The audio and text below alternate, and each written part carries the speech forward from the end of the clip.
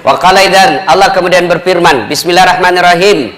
Ya ayyuhalladzina amanu dukhulu fis-silmi kaffatan wa la tattabi'u khutuwatis syaitan innahu lakum adu mubin. Wa qala idzan, Bismillahirrahmanirrahim. Innallaha wa malaikatahu yusalluna 'alan nabi. Ya ayyuhalladzina amanu sallu 'alaihi wa sallimu taslima. Sesungguhnya Allah dan para malaikatnya, subhanallah, semua malaikat bersalawat kepada Rasulullah Muhammad sallallahu alaihi wasallam. Maka wahai orang-orang yang beriman, bersalawatlah kalian kepada Rasulullah dengan sebaik-baik salawat. Satu kali Nabi lagi duduk-duduk bersama malaikat Jibril. Tiba-tiba ada malaikat 1 juta jari-jarinya. Bayangkan Bu, 1 juta jari-jarinya. Bapak-bapak berapa jari-jari tak? 10. Cacat gitu. Ada jari-jari kaki 20. Ini malaikat 1 juta jari-jarinya. Boy, Nabi takjub. Wahai malaikat Jibril, ini enjo. Ini gaya roh. Karena jari-jari dah. Banyak betul jari-jarinya. Dia bilang itu malaikat yang Allah tugaskan untuk mencatat hujan. Ada yang kira-kira bisa catat hujan di sini? Ada? Ada yang bisa catat air hujan? Tidak mungkin. Kenapa? Banyak. Biar banyak, kalau jatuh satu-satu bisa ku catat. Ini banyak bercatuan satunya bersamaan dan banyak. Cepat, tidak bisa dicatat. Begitu banyaknya. Tapi malaikat ini mampu mencatatnya. Lalu Nabi bertanya, kau catat semua? Iya. Yang jatuh di gunung, yang jatuh di laut, yang jatuh di darat, semua ku catat. Hebat. Satu yang tidak mampu ku catat ya Muhammad. Apa itu? Ketika umatmu berkumpul di masjid BTP, lalu mereka bersalawat kepadamu. Itu banyaknya pahala kalau kita kumpul begini lalu kita bersalawat. Ayo kita salawat bareng-bareng. Ya. Nah, kita tes dulu, tes dulu. Mana lebih kencang suaranya ibu-ibu dengan bapak-bapak? Bapak-bapak diam, ibu-ibu dulu ah. Jangan mau dikale Bu. Diam Ki Pak ya, diam Ki dulu. Ibu-ibu dulu didengar. Yuk. Salatullah salam ala toha salatullah salamullah ala insyaallah. Diam hebat, terima kasih Bu. Ini bukan keras, ini namanya syahdu. Suara begini yang kasih nafsu laki-laki. Coba makanya cewek, ibu-ibu kalau nak telepon ki laki-laki jangan ki kasih syahdu suara ta ya. Assalamualaikum. Waalaikumsalam. Bagaimana cowok munda nafsu? Di mana kau Dek? Di rumah jika caleda. Coba beri kasih tegas. Assalamualaikum. Waalaikumsalam. Di mana kau Dek? Di rumah. Apa kau bikin? Kenapa kah? Mana telepon mako itu? Waalaikumsalam. Video call nak kasih goyang-goyang polin dia anak. Waalaikumsalam. Bagaimana itu cowok ndak nafsu cilaka? Ibu diam, kita dengar ini laki-laki ya. Jangan kasih malu laki-laki Pak. Ayo Pak, ayo ibu diam. Salat ala toha rasulillah salatullah salamullah ala yasin habibillah. Alhamdulillah bisa dibedakan mana suara laki dan perempuan toh? Bisa toh? Biar kita tutup mata tak dari jauh. Oh ini orang tua yang bicara nyanyi. Oh ini anak-anak. Oh ini ibu-ibu ini. Itulah nikmat Allah yang harus kalian syukuri. Telinga. Mana pernah bapak-bapak melakukan kursus membedakan bunyi? Tidak perlu. Itu Allah kasih kau telinga lengkap dengan sensor, dia bisa bedakan mana bunyi HP, mana bunyi kentut. Tidak perlu kau belajar. Itu nikmat. Makanya setiap ada pengajian, Ustadz selalu ajar kita bersyukur kepada Allah. Salah satu syukur itu Allah kasih kita telinga, dia bisa bedakan mana bunyi handphone, mana bunyi ketea, mana bunyi jangkrik, mana bunyi telepon, bisa dibedakan. Dan hebatnya lagi nih telingamu, tempatnya proporsional, bagus tempatnya. Bagaimana repotnya seandainya dibawa telinga satu, di sini satu, dibawa ketek satu. Halo, yo. Di mana kok? Di rumah ji. Toh, nah, maka kita selalu bersyukur. Alhamdulillahirabbil alamin. Ibu bapak, saudara-saudara sekalian yang saya hormati, berat sekali saya mau ceramah hari ini. Kenapa? Panitia kasih saya waktu satu tempat, 3 judulnya. Kokohkan akidah, 1 memang nih. Rawat uhuah, 2. 3. Raih kemuliaan. 3. Baru honornya 1.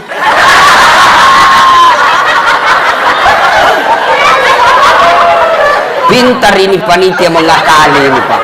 Ini namanya efisiensi. Luar biasa. Saya pikir dari tadi malam, bagaimana ini menyatukan 3 judul ini menjadi 3 in 1. Gimana caranya? Wah, saya ingat waktu yang sangat tepat, subhanallah. Waktu yang tepat ini kita dalam bulan Zulhijjah, ada satu kejadian yang meraih ketiga-tiganya. Mari kita dengar kejadian itu. Bismillahirrahmanirrahim. Ibrahim alaihissalam dikasih rezeki yang berlimpah. Akhirnya apa? Dia bersedekah, memotong binatang kurban, kalau istilah sekarang berapa? 100 ekor onta, 300 ekor sapi, 1000 ekor domba. Bayangkan, 100 onta, 300 sapi, 1000 domba. Kalau diuangkan sekarang 25 miliar. Ada orang pernah di BTP bersedekah 25 miliar. Kuliah saja celengannya tadi lancar, tidak pernah singgah-singgah. Apa kok?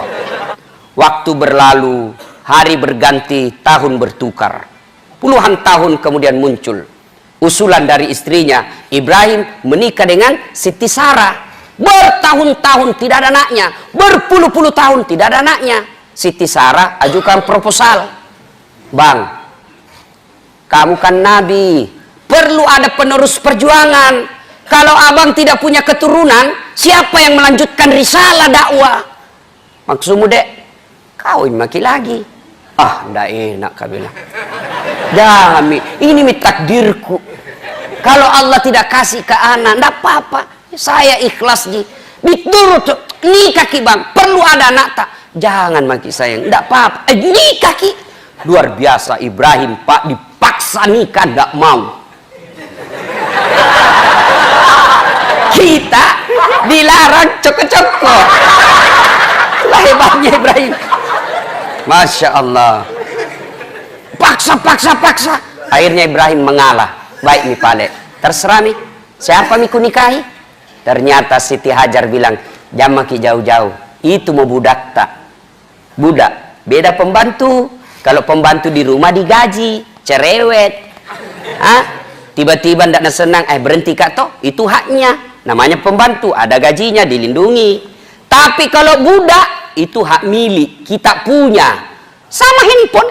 Kalau bapak punya handphone, kan bapak punya. Mau direndam di air, mau dipakai melempar, mau dibanting, terserah. Kenapa? Saya punya. Kenapa kau banting HP-mu? Kenapa? Kau susah kok, saya punya. Itu namanya budak.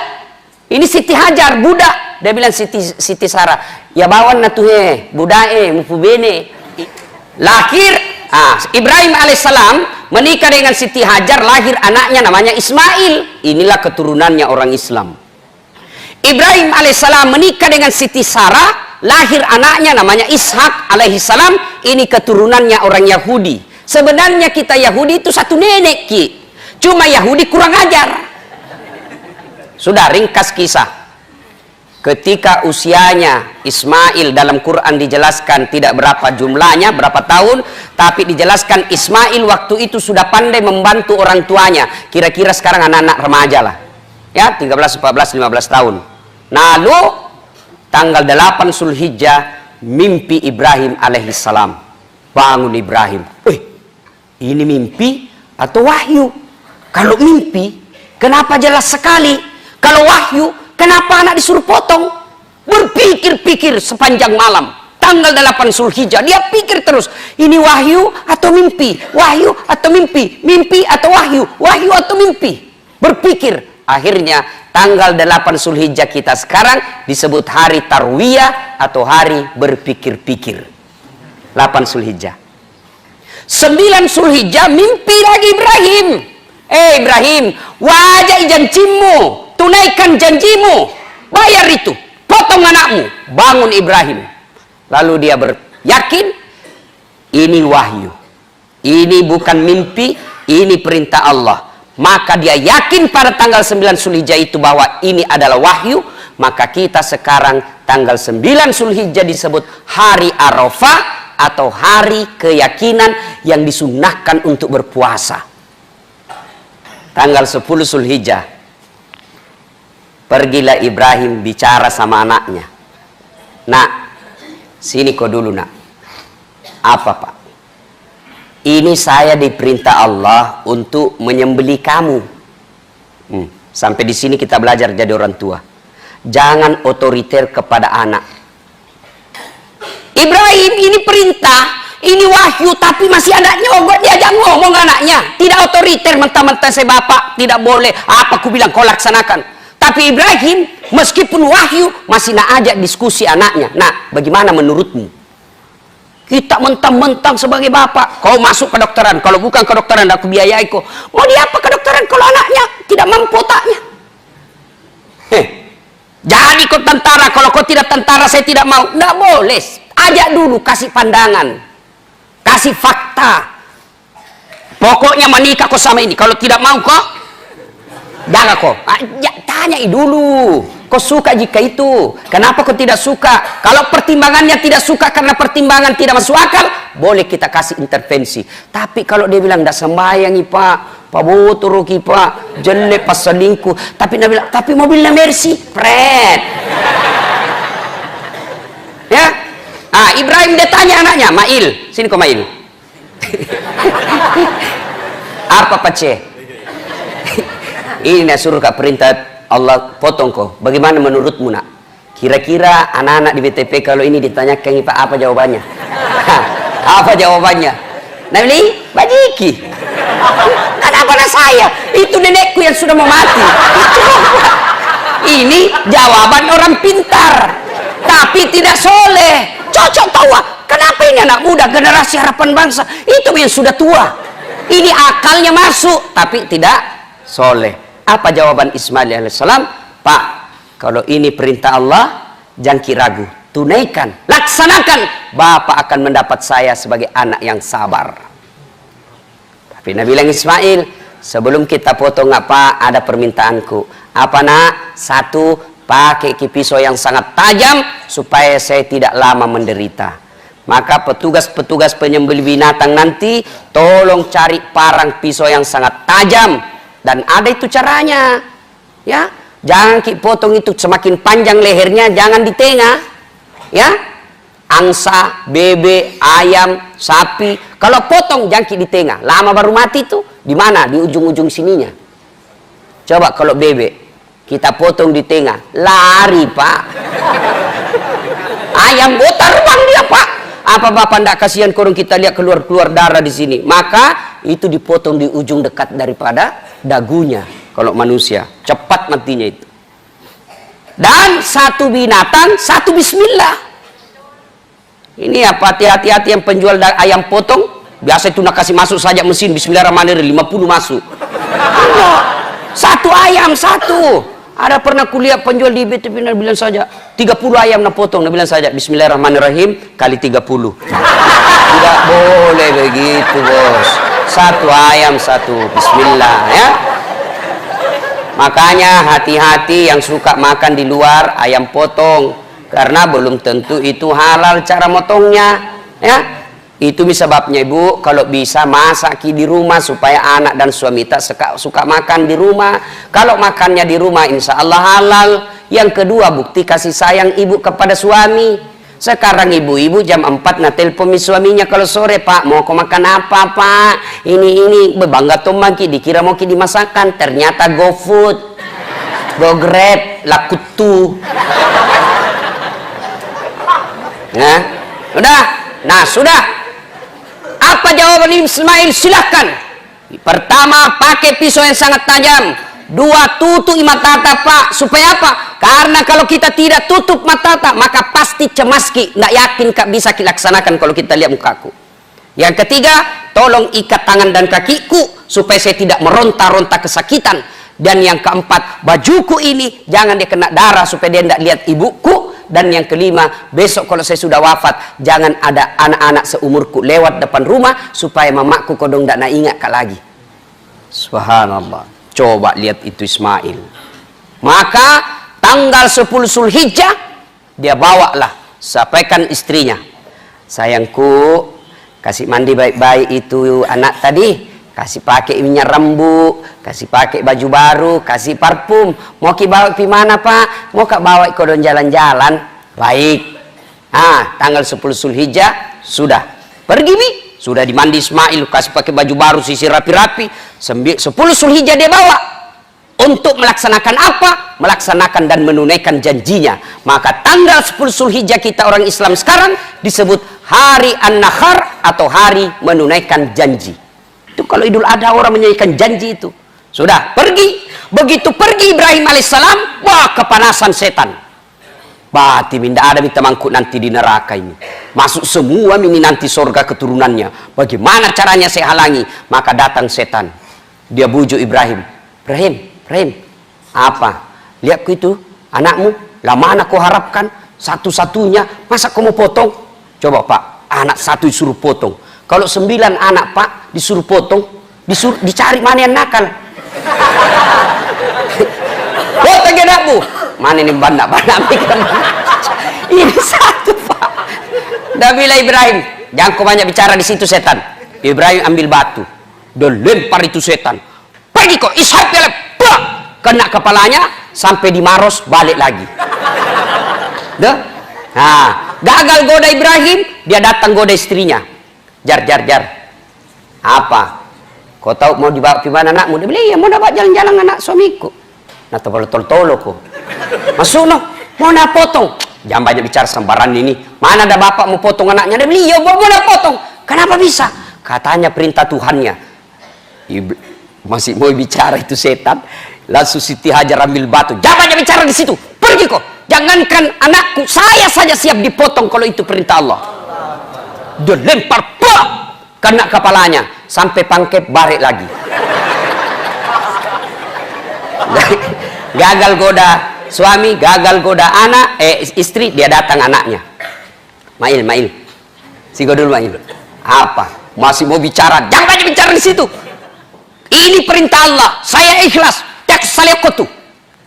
Lempar, kena matanya. Itu dalam hadis dikatakan mata kirinya kena pico. Nggak tahu apa bahasa Indonesia pico. Pokoknya hancur matanya sebelah kiri ya. Nah. Sudah pergi setan. Sampailah Nabi Ibrahim yang sekarang disebut Mina. Itu orang kalau orang menunaikan ibadah haji, di situ dia tinggal selama 3 hari di Mina. Ya mabit namanya, 3 hari. Nah sudah diparingkan, diambil pisaunya Ibrahim, dia tutup matanya, nah dia kasih liangka lehernya anaknya, diambil barangnya. Sabar kena, sudah diikat, ditutup matanya. Bismillahirrahmanirrahim. Dia bilang tunggu dulu pak. Ismail bilang tunggu dulu. Apa lagi nak? Tolong lepaskan ikatan tanganku, tolong lepaskan ikatan kakiku. Kenapa? Kalau diikat kayak begini pak, nanti Nabi bilang Tuhan saya terpaksa untuk disembelih. Buka ini ikatanku supaya Allah menilai saya ikhlas. Baiklah nak. Dia buka, lalu begitu mau dia potong, Allah perintahkan kepada para malaikat. Malaikat, sini kau. Lihat maka ini hambaku. Waktu pertama kali saya ciptakan Adam, kalian semua protes bahwa manusia akan menghancurkan bumi ini. Kau lihat ini Ibrahim, anak satu-satunya, puluhan tahun dia nantikan demi perintah Allah, perintahku sebagai Tuhannya dia laksanakan, tidak bertanya-tanya. Kau lihat ini. Lalu malaikat Jibril diperintah, Jibril ambil kau itu kibas yang pernah dipersembahkan anaknya Adam ketika mau menikah, ambil itu dalam surga, ganti lehernya Ismail dengan kibas itu. Dipotong kedua kalinya, datang malaikat, lalu ketika digerek begini, ya mau digerek, sudah diganti.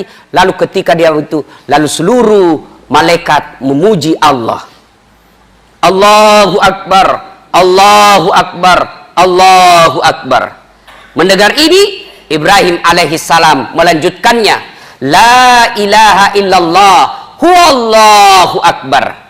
Lalu mendengar itu Ismail alaihissalam melanjutkannya dengan ucapan Allahu akbar walillahil hamd. Kalimat yang kita baca kalau ke hari raya, takbiran, Allahu akbar, Allahu akbar, Allahu akbar. Malaikat, la ilaha illallah wallahu akbar. Ibrahim alaihissalam, Allahu akbar walillahil hamd.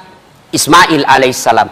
Ini yang disunnahkan ketika kita mau pergi lapangan, itu yang disunnah dibaca. Dari rumah ke lapangan, dari rumah ke masjid, ke rumah ke lokasi. Lebaran, Idul Fitri atau Idul Adha, itu yang kita baca. Allahu akbar, Allahu akbar, Allahu akbar. La ilaha illallah, Allahu akbar, Allahu akbar, walillahil hamd. Hei anak-anak, ABG, kacuping.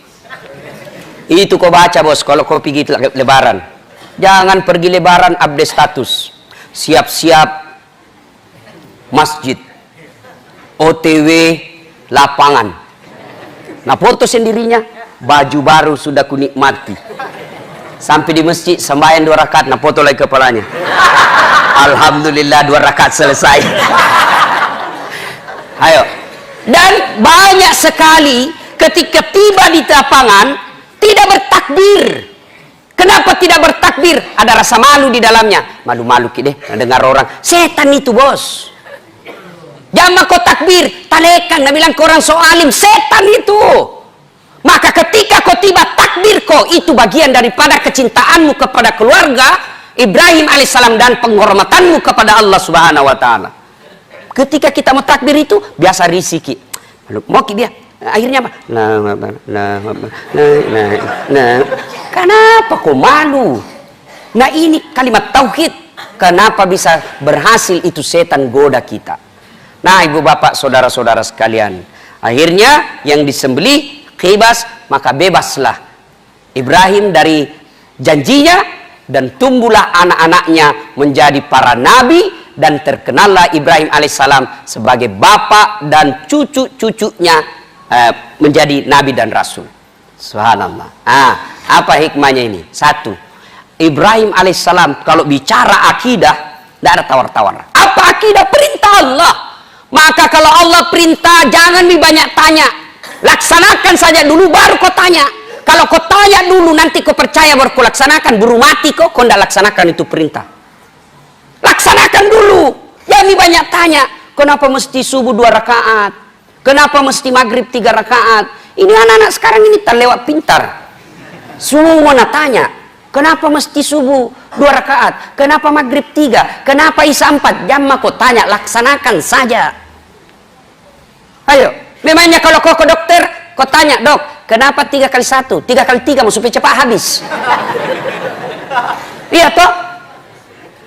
Ayo, akidah tidak boleh tawar-tawar. Termasuk akidah diajarkan kepada Ismail alaihissalam. Apa yang dia minta Ibrahim alaihissalam kepada anaknya? Dia yakinkan anaknya la ilaha illallah, tidak Tuhan selain Allah. Ini perintah Allah nak. Bagaimana menurutmu? Laksanakan.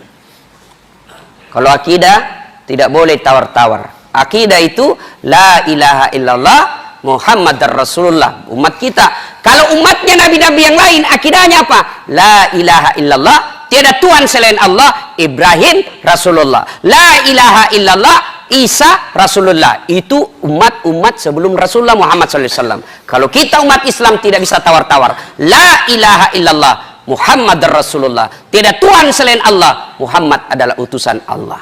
Itu akidah yang kokoh. Termasuk akidah yang kokoh itu percaya bahwa semua kejadian ini Allah yang ngatur. Adik-adik, ini banyak yang galau-galau sudah mendaftar PTNS, perguruan tinggi PTN, perguruan tinggi negeri, sudah belajar, sudah berdoa, sudah nabilan dirinya hijrah. Ternyata apa yang dia minta tidak dikasih, jangan kau buruk sangka. Percayalah bahwa itu Allah yang kasih kau yang terbaik. Ustadz dulu cita-cita jadi tentara, ya, cita-cita jadi dokter, ikut bimbingan tes, masalah tahajud 40 malam berturut-turut. Saya berdoa kepada Allah, bimbingan TESMA, ternyata begitu keluar pengumuman Fakultas Kedokteran tidak ada namaku. Sampai mauku jadi dokter dulu, itu seandainya sekarang namanya hoax. Saya pergi foto, di depannya tertulis Fakultas Kedokteran Unhas, baru saya pergi foto pegang buku. Mau sekali kan dibilang dokter. Ternyata saya lulus di Sospol, malah sekarang jadi dosen ilmu komunikasi. Ternyata Allah takdirkan saya jadi dokter, dokter dalam bentuk yang lain, bukan fisiknya yang sehatkan orang, tapi saya mengobati jiwa-jiwa orang yang sengsara.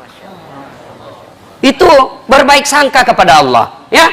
Kedua, hikmah dari kisah ini, Bapak Ibu mintalah seperti anaknya Ibrahim.